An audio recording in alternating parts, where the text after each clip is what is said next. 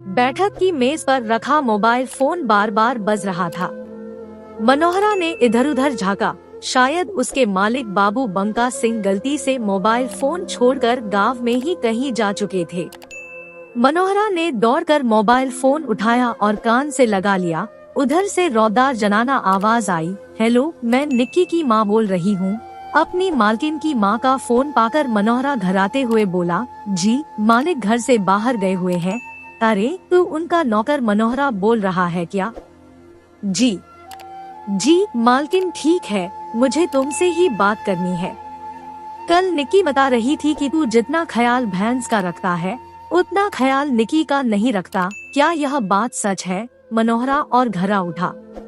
वह अपनी सफाई में बोला, नहीं मालकिन, यह झूठ है। मैं निक्की मालकिन का हर हुक्म मानता हूँ। ठीक है, आइंदा उनकी सेवा में कोई कोताही नहीं होनी चाहिए। इतना कहकर मोबाइल फोन कट गया। मनोहरा ने ठंडी सांस ली। उसका दिमाग दौड़ने लगा। फोन की आवाज जानी पहचानी सी लग रही थी। निक्की मालकिन जब से इस घर में आई है तब से वे कई बार उसे बेवकूफ बना चुकी है। उसने ओट लेकर आंगन में झांका। निक्की मालकिन हाथ में मोबाइल फोन लिए हंसी के मारे लोटपोट हो रही थी। मनोहरा सारा माजरा समझ गया। वह मुस्कुराता हुआ भैंस दुहने निकल पड़ा। निक्की बाबू बंका सिंह की दूसरी पत्नी थी। पहली पत्नी के बारे में गांव के लोगों का कहना था कि बच्चा नहीं जनने के चलते बाबू बंका सिंह ने उन्हें मारपीट कर घर से निकाल दिया था। बाद में वे मर गई थी। निक्की पढ़ी लिखी खूबसूरत थी। वे इस बेमेल शादी के लिए बिल्कुल तैयार नहीं थी, लेकिन माँ बाप की गरीबी और उनके आंसुओं ने उन्हें समझौता करने को मजबूर कर दिया था। शादी के कई महीनों तक निक्की बिल्कुल गुमसुम बनी रही। उनकी जिंदगी सोने के पिंजरे में कैद तोते की तरह हो गई थी। हालांकि बाबू बंका सिंह निक्की की सुख सुविधा का काफी ध्यान रखते थे, इसके बावजूद उम्र का फासला निक्की को खुलने नहीं दे रहा था। मनोहरा घर का नौकर था। हम उम्र मनोहरा से बतियाने में निक्की को अच्छा लगता था। समय गुजरने के साथ साथ निक्की का जख्म भरता गया और वे खुलकर मनोहरा से हंसी ठिठोली करने लगी। उस दिन बाबू बंका सिंह गांव की पंचायत में गए हुए थे। निक्की गपशप के मूड में थी, सो उन्होंने मनोहरा को अंदर बुला लिया। निक्की मनोहरा की आंखों में आंखें डालकर बोली, अच्छा बता, उस दिन मोबाइल फोन पर मेरी माँ से क्या बातें हुई थी? मनोहरा मन ही मन मुस्कुराया, फिर अनजान बनते हुए कहने लगा, कह रही थी कि मैं आपका जरा भी ख्याल नहीं रखता। हाँ, मेरी माँ ठीक ही कह रही थी। मेरे सामने तुम शर्माए से खड़े रहते हो। तुम ही बताओ मैं किससे बातें करूं? बाबू बंका सिंह की मूछें और लाल लाल आंखें देखकर ही मैं डर जाती हूँ। उनकी कद काठी देखकर मुझे अपने काका की याद आने लगती है। एक तुम ही हो जो मुझे हमदर्द लगते हो। इस बेमेल शादी पर गांव वाले तो थू थू कर ही रहे थे। खुद मनोहरा को भी नहीं सुहाया था, पर उसकी हैसियत हमदर्दी जताने की नहीं थी। सो वह चुपचाप निक्की की बात सुनता रहा।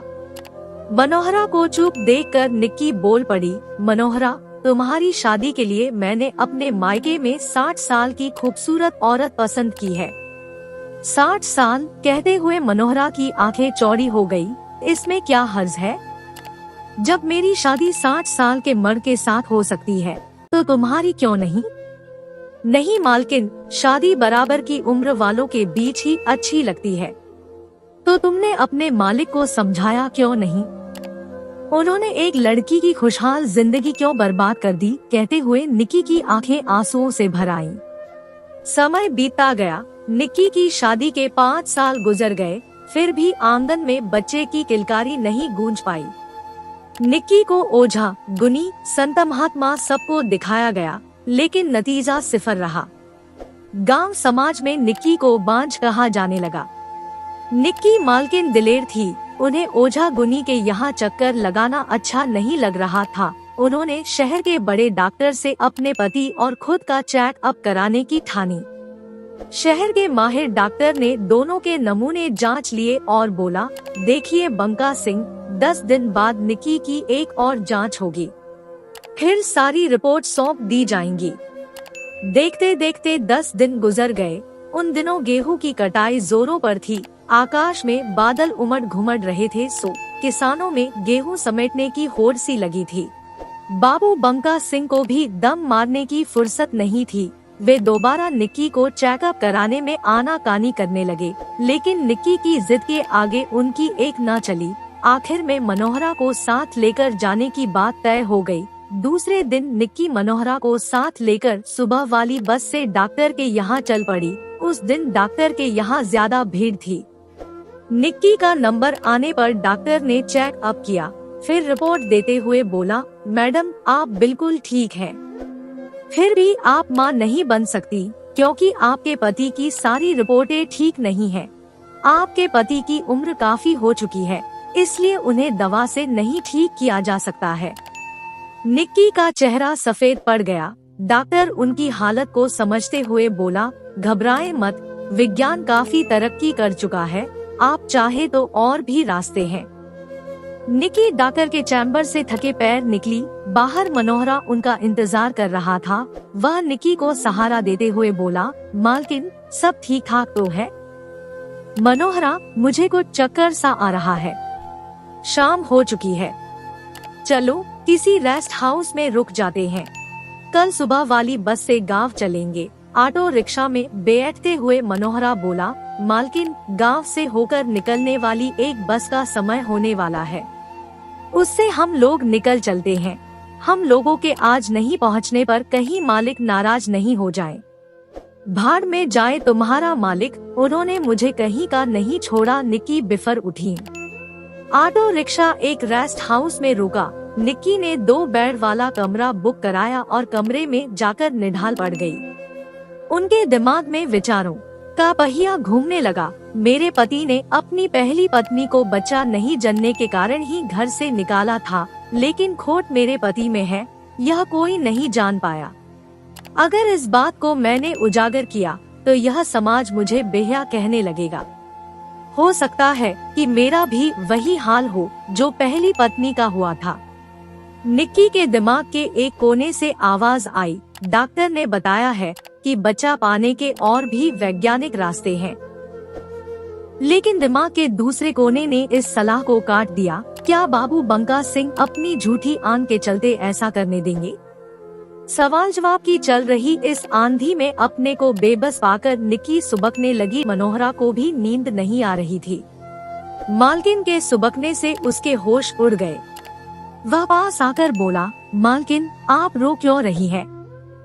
क्या आपको कुछ हो रहा है? निक्की का सुबकना बंद हो गया। उन्होंने जैसे फैसला कर लिया था। वे मनोहरा का हाथ पकड़कर बोली, मनोहरा, जो काम बाबू बंका सिंह 5 साल में नहीं कर पाए, वह काम तुझे करना है। बोलो, मेरा साथ दोगे? मनोहरा निक्की की बातों का मतलब समझे बिना ही फटाक से बोल पड़ा, मालकिन, मैं तो आपके लिए जान भी दे सकता हूँ। निक्की मालकिन मनोहरा के गले लग गई। उनका बदन तवे की तरह जल रहा था। मनोहरा हैरान रह गया।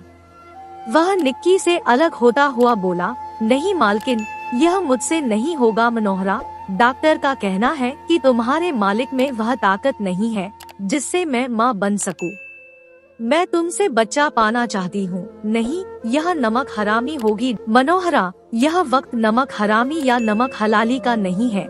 मेरे पास सिर्फ एक रास्ता बचा है और वह तुम हो। सोच लो, अगर मैंने देहरी से बाहर पैर रखा तो तुम्हारे मालिक की मुझे नीची हो जाएंगी। कहते हुए निक्की ने मनोहरा को अपनी बाहों में समेट लिया।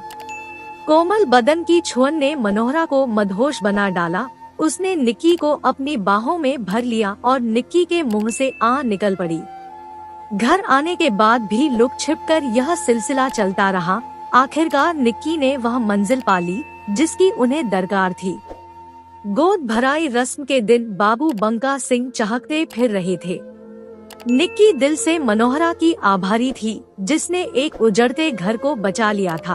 आशा करती हूँ कि ये कहानी आपको पसंद आई होगी। इस कहानी पर आपकी क्या राय है, हमें कमेंट करके जरूर बताएं।